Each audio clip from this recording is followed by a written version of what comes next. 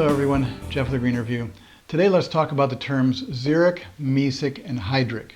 The three Greek terms can be used to describe an individual plant, a small landscaped area, a natural area, a soil description, a larger landscape region. These are adjectives that can be used for a lot of different terms. Xeric means something is dry, like this sponge. Mesic is something in the middle, in this case moist, and things that are hydric have an abundance of water. A xeric plant will have means for storing water when it rains, or not using much water when the weather is hot.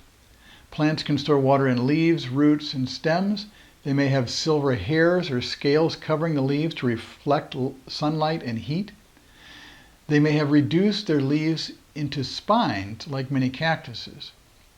A mesic climate will mostly have mesic soils and therefore mesic plants. A xeric climate will mostly have xeric soils and xeric plants. Hydric plants live next to springs, streams, and in bodies of water. A mesic region doesn't mean that all the soils and plants growing on them are mesic. Besides wetlands, there are also sand dunes and gravelly soils left from glaciers that are xeric and could be in a mesic region. The soils at the top of a slope will be more xeric than in the middle of the slope, and at the bottom they'll be more hydric. There are varying degrees of each of these soil types, and there are blends between each of the categories, such as dry mesic and wet mesic soils. A wet mesic soil is very wet, but not flooded. As soils form on slopes, they formed with varying amounts of erosion, water drainage, and different kinds of plants, which affect the organic matter accumulation. This also affects the type of plant community that grows at the top, middle, and bottom of natural slopes.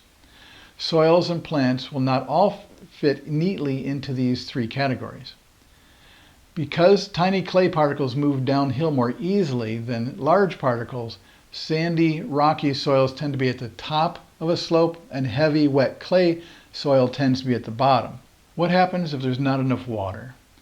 Dormant plants in the winter still need water in the buds, roots, and stems.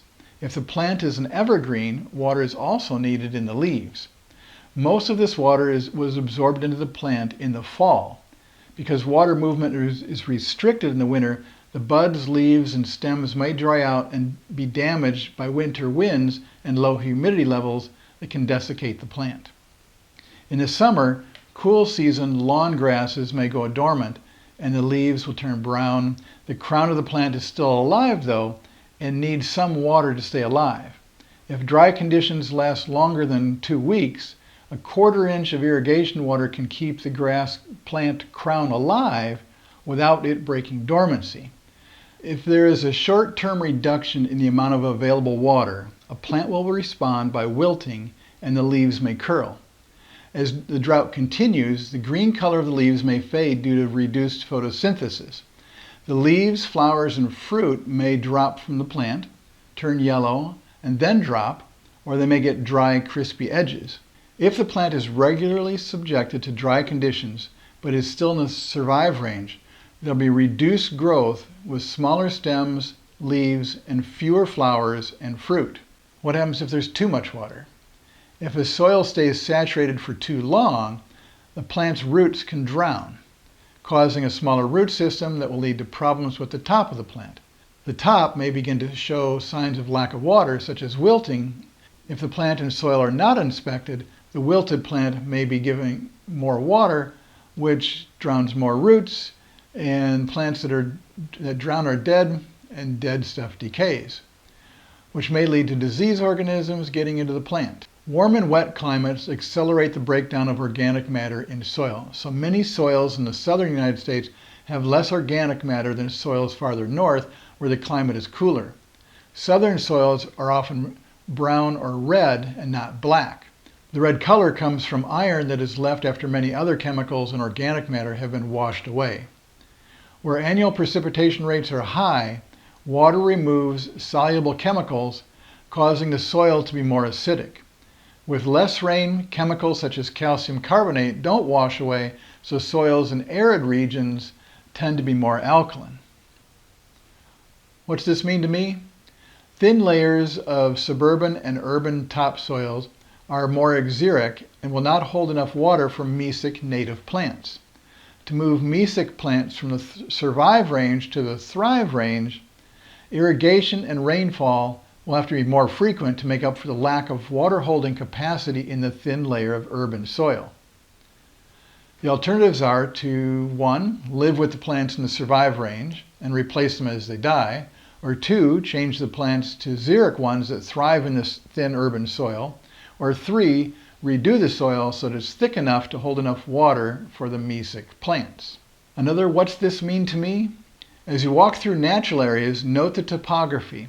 There will be differences in plants on hillsides and valleys, and even between hillsides that face different directions and receive different amounts of sunshine. Look at man-made landscapes. Are there different kinds of plants at the tops and bottoms of slopes? Should there be? If there is one kind of grass and it's growing well at the top, is it growing well at the bottom of the slope? What's this mean to me? Landscape design and maintenance based on water conservation is called xeriscaping. It is strongly encouraged or mandated by community water supplies in regions that have xeric climates. As groundwater supplies are consumed and fresh water becomes more expensive, more areas will begin to follow xeriscaping principles. And one last, what's this mean to me? A good loamy soil will allow 1 inch of rain or irrigation water to filter down to wet the soil about 8 inches deep. It takes about 61 gallons of water to cover 100 square feet of soil with 1 inch of water. Roots will be able to retrieve this amount of water over a 10 to 14 day period. A good garden or lawn will have at least an 8-inch thick A-horizon layer of black loamy topsoil. Less than that will cause plants to have smaller root systems and that will have less water available to them, which means they will need to be watered more often. Deeper soil with greater water holding capacity means healthier plants that need less watering. And this is Jeff with A Greener View. Thanks for watching.